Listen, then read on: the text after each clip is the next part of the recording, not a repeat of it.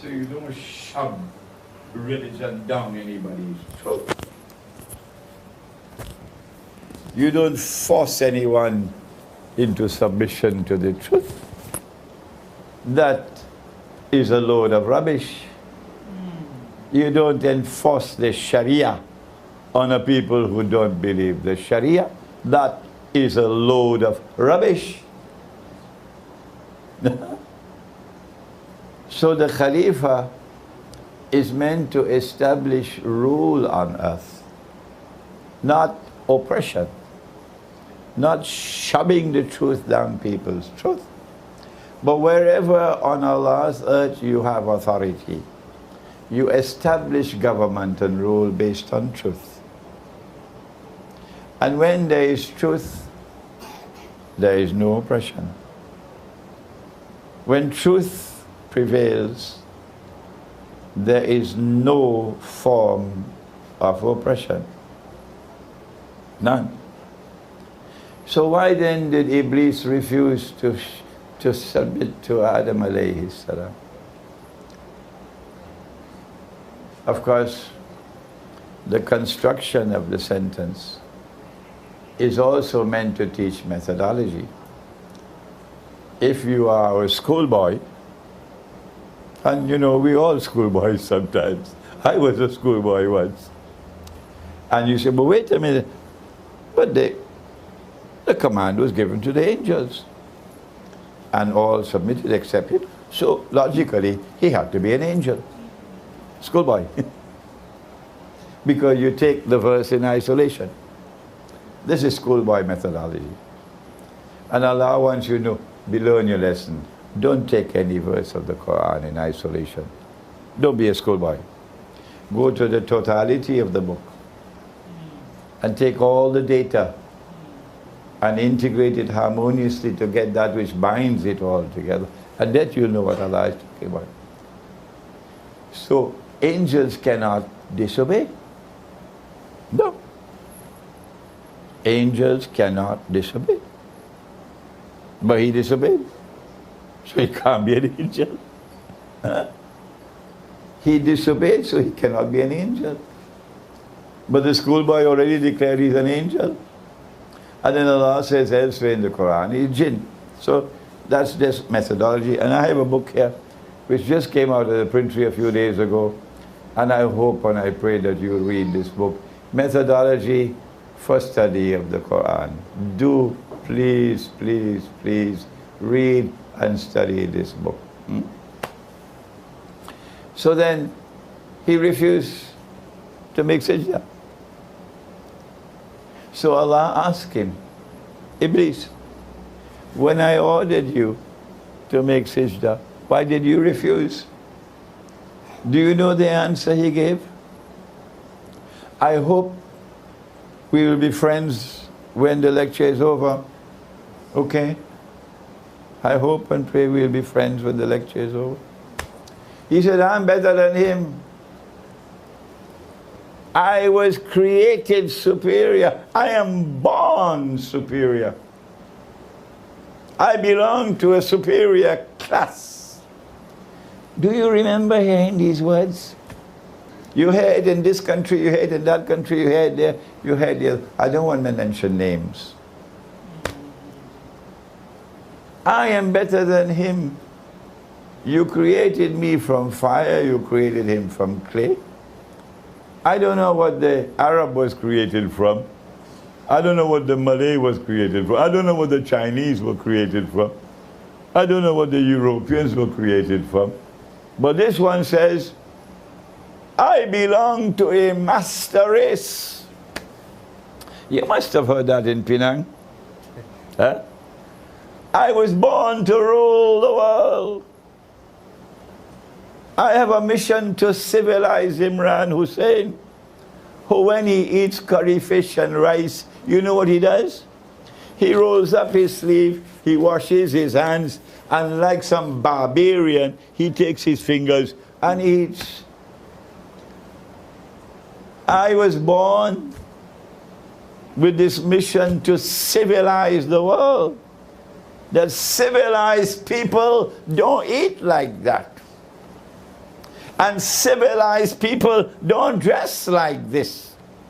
And civilized people shave off their beards. You heard it, didn't you? And they sent their armies all over the world because they had the scientific and technological revolution. And they colonized the rest of the world because they are the master race with a mission to civilize the rest of the world. We are natives. We are inferior to them. Anyone, now don't be annoyed with me, anyone who considers himself superior to another human being by virtue of belonging to a certain race, a certain class, a certain ethnicity, that I belong to a superior class than you, I'm born superior to you, I got news for you. You belong to the Jamaat of Shaitan. And there's, in English it's called a stench, a bad smell. A stench. In Urdu, in Farsi is badbu. In Malay? Busu. There's busu coming from such people.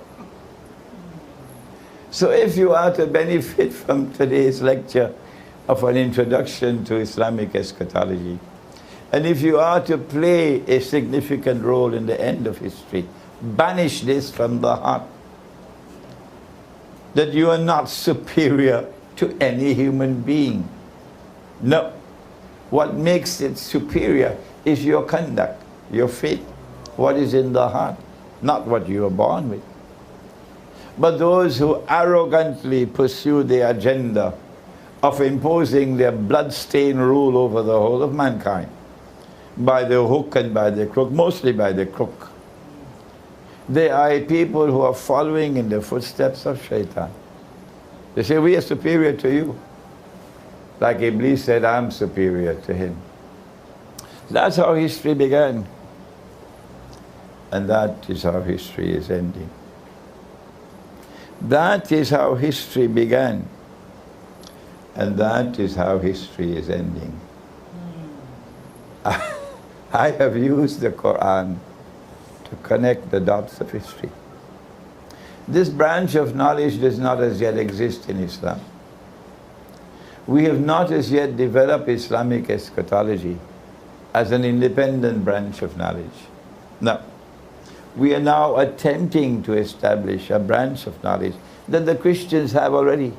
The Jews already have it. We don't have it. But we have the Quran.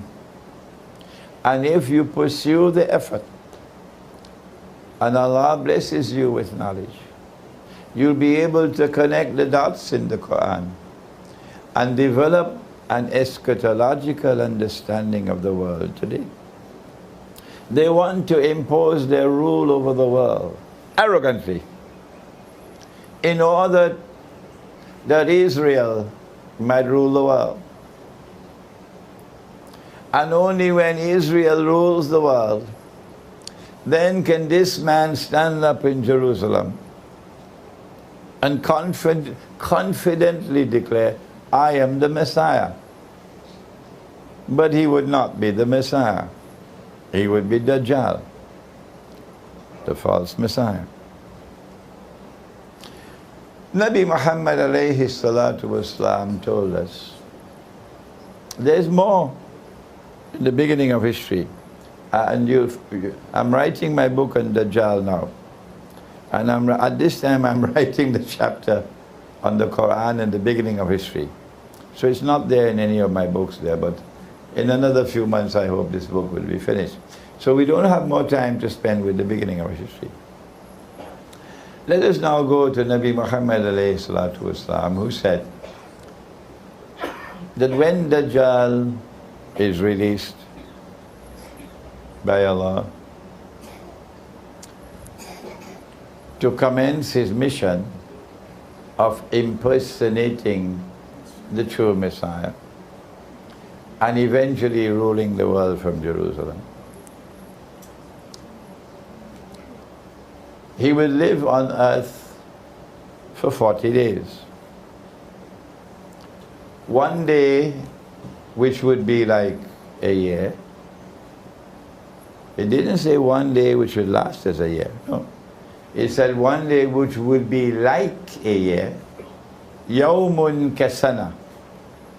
A day which would be like a month. Yawmun kashahr.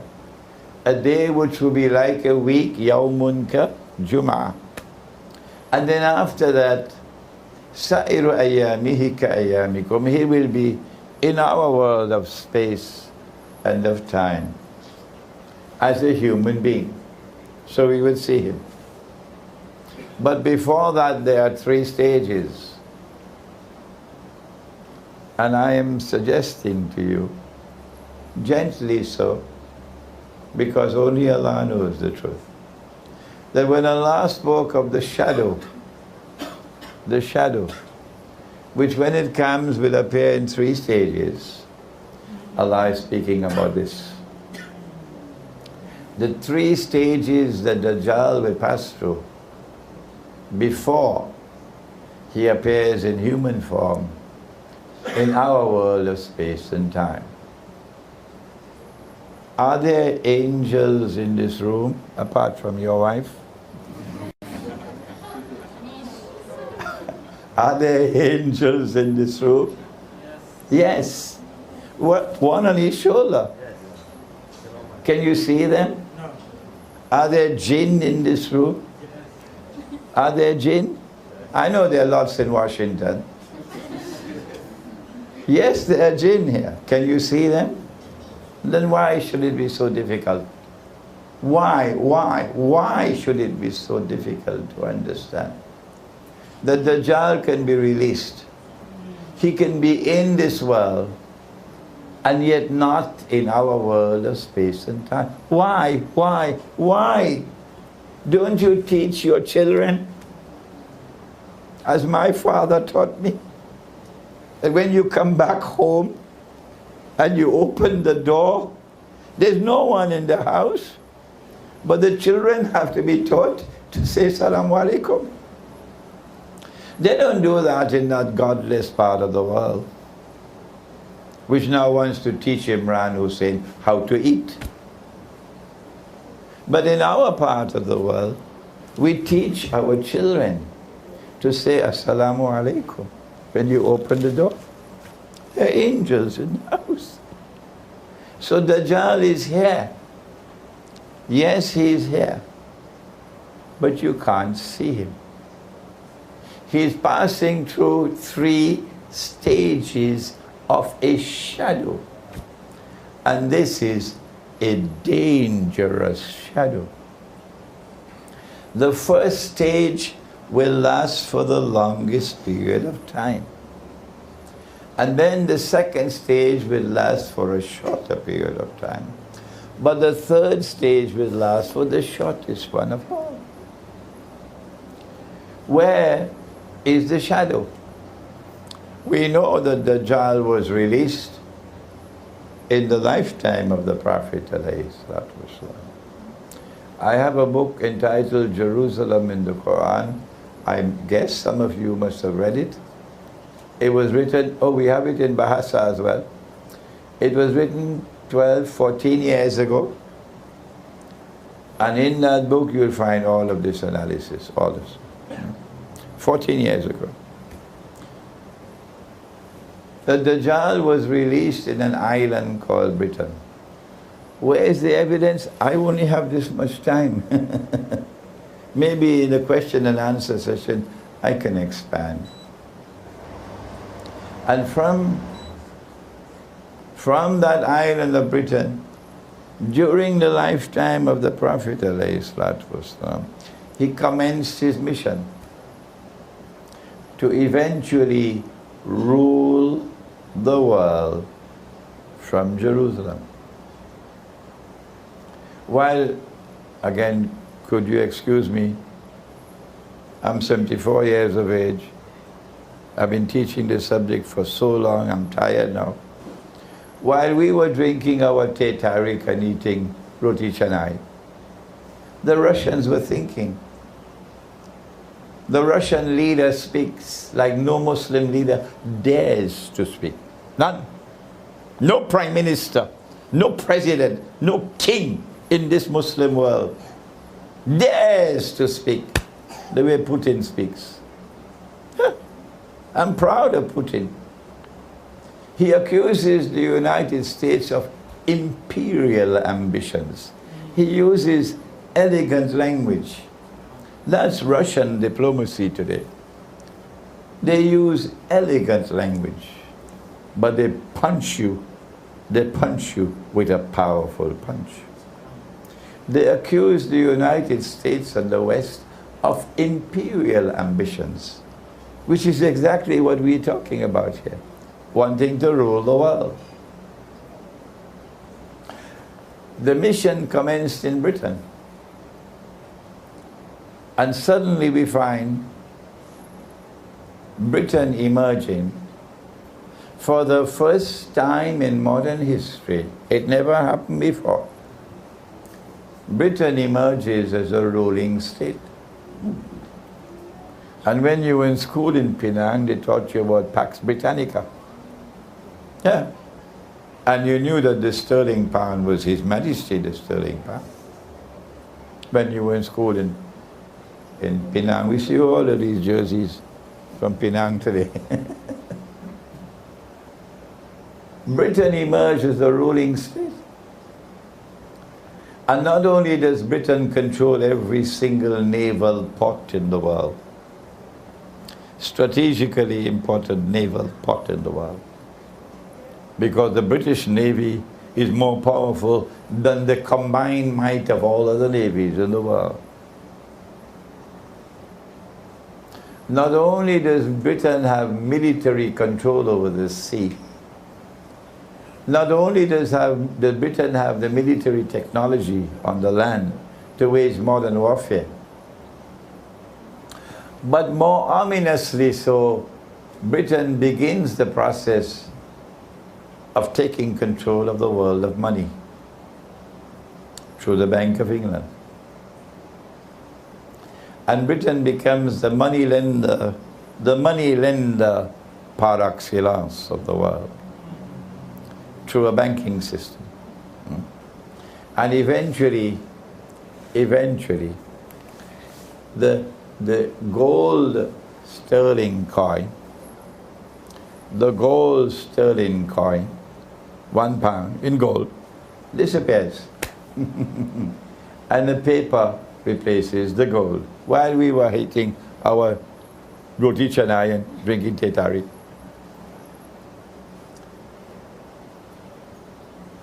And then came the end of the day like a year. The first stage of the shadow had ended, and now the second stage of the shadow commenced. When Britain is facing defeat in the First World War and in the Second World War, and if the United States had not intervened, Britain would have been doomed. The United States has emerged out of nowhere and using slave labor while going to church on Sunday mornings and praying to a white man who is gone. Using slave labor, they fast-tracked building a new paradise on earth. When we had slavery, we didn't start it. We met it. But they started slavery. They turned to slavery to build a new America, a golden world that will dazzle the world. We met slavery. We didn't start. And what did our prophets say? But the New York Times wouldn't print it. Our prophets said, give your slave to eat the food that you eat, and give him to wear the clothes that you wear. In Islam, when we liberated a slave, we made sure that we first restored his humanity. And then we liberated him. And after we liberated him, we embraced him as our brother. And by the next generation, you didn't know whose father was a slave master and whose father was a slave. But in the United States of America, which all of mankind is worshipping today, they've forgotten Mecca as their Qibla. Their Qibla is Washington and London. That's where they worship. They worship at the altar of a US visa. Forgive my sarcasm. The son of the slave and the grandson of the slave and the great-grandson and the great-great-great-great-grandson of the slave is still a slave. And the slave master is still a slave master after 200 years. And they dare to talk to Islam?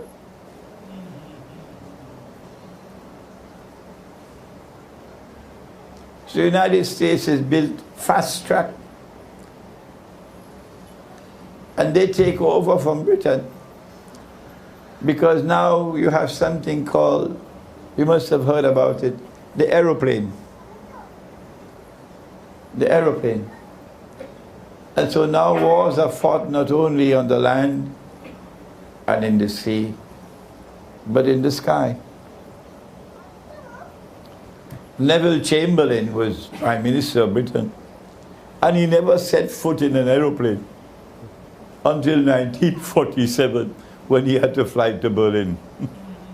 1947 was just around the corner. Huh? So air power just came recent. And the United States is not only the most powerful country in the world militarily, more powerful than all the rest of the world combined, but the United States takes over from Britain as the financial and monetary capital of the world. And the US dollar replaces the sterling pound. Momentous change taking place in the world. And the scholars of Islam still drinking teh tarik and eating roti canai. And you can search and search and search and search. You will not find any analysis from any Islamic scholar using the Quran, using the Hadith to explain what is happening in the world. No. What happened to them? I believe methodology has played a significant role in this monstrous failure on the part of Islamic scholarship.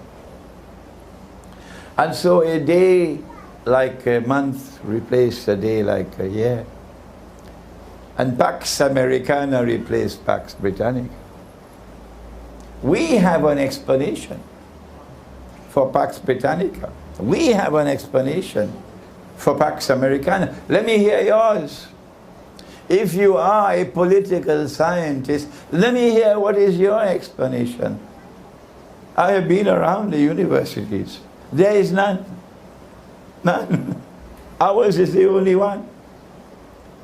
We are now living at that moment in time when if you have eyes and you can see, you would know that the United States of America is now in irreversible decline.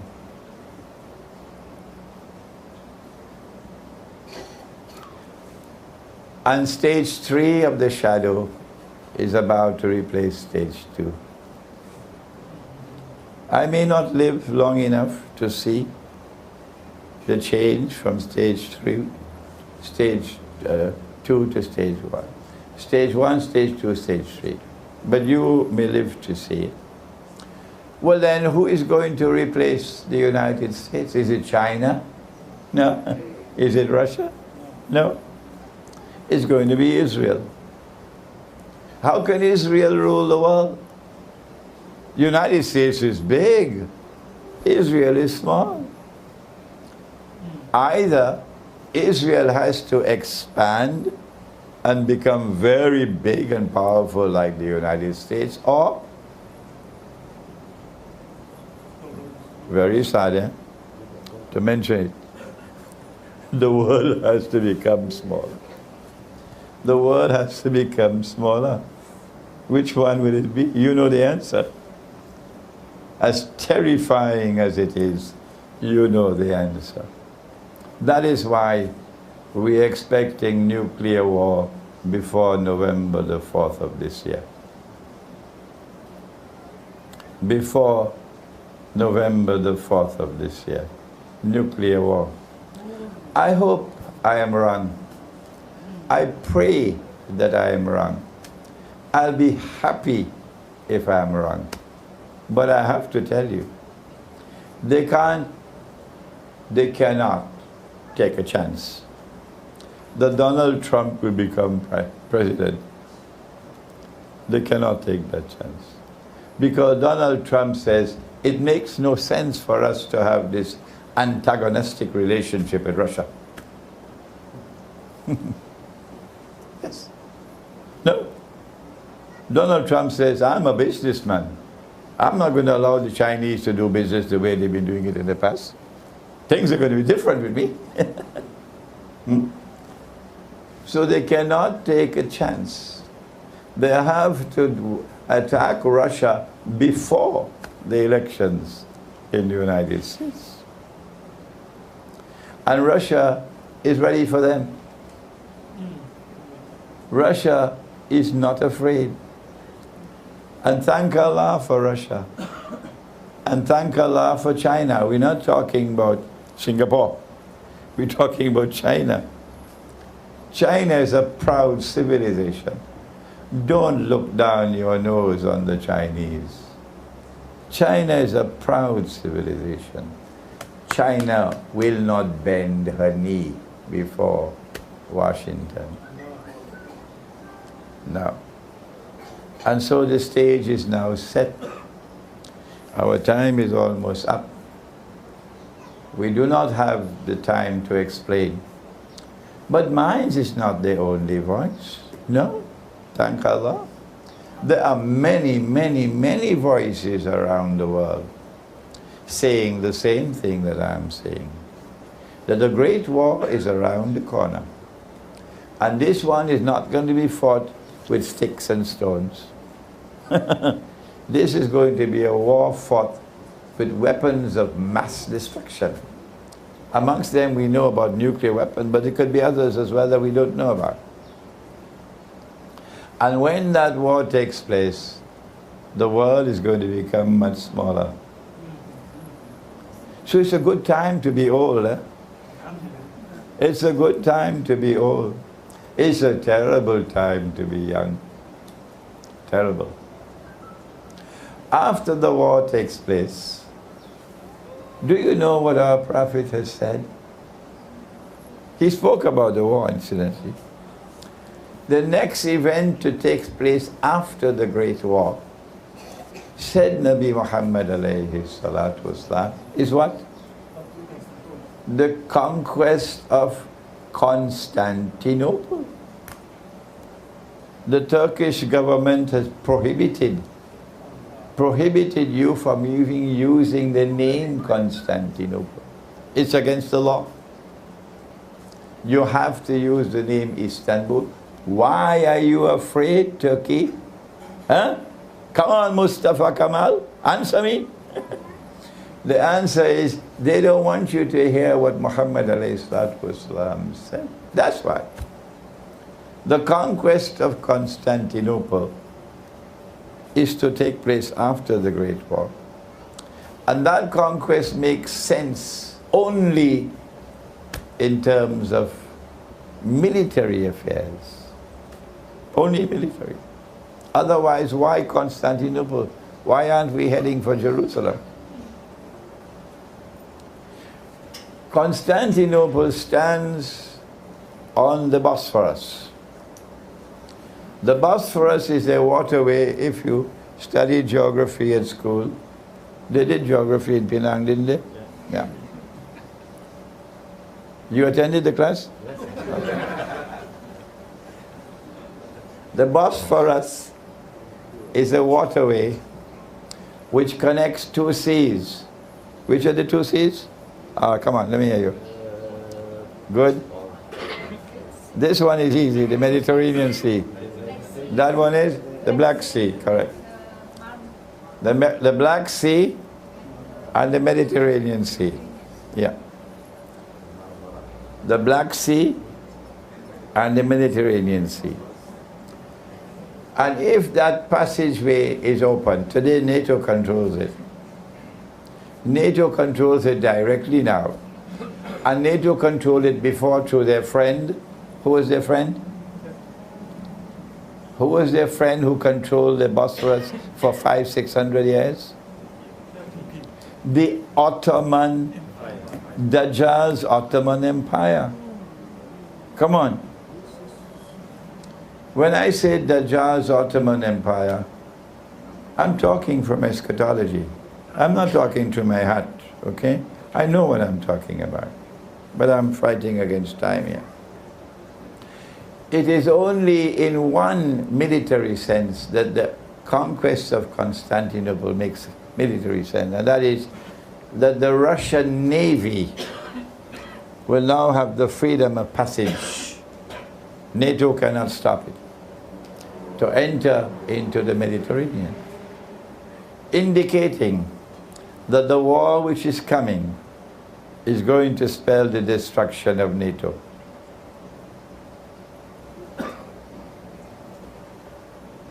NATO will be gone, because NATO cannot prevent the conquest of Constantinople. Look at Islamic Eschatology, saying things that your International Islamic University knows nothing about. Nothing.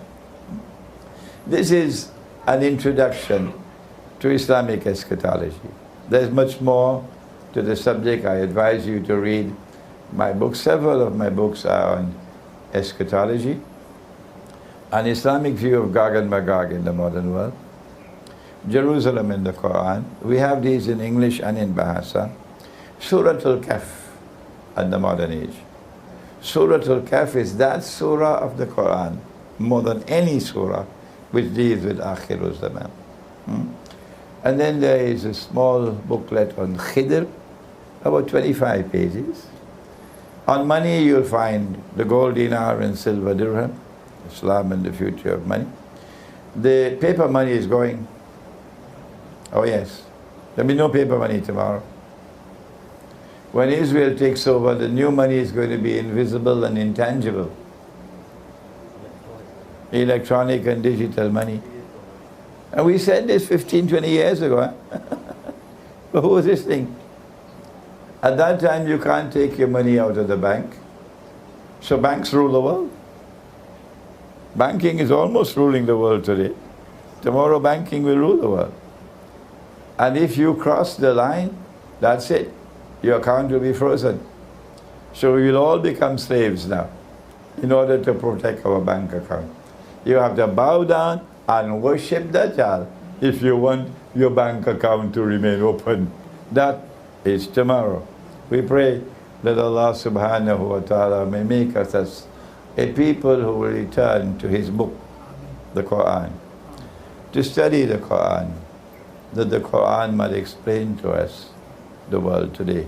ربنا تقبل منا إنك أنت السميع العليم وتب علينا يا مولانا إنك أنت التواب الرحيم برحمتك يا أرحم الراحمين آمين.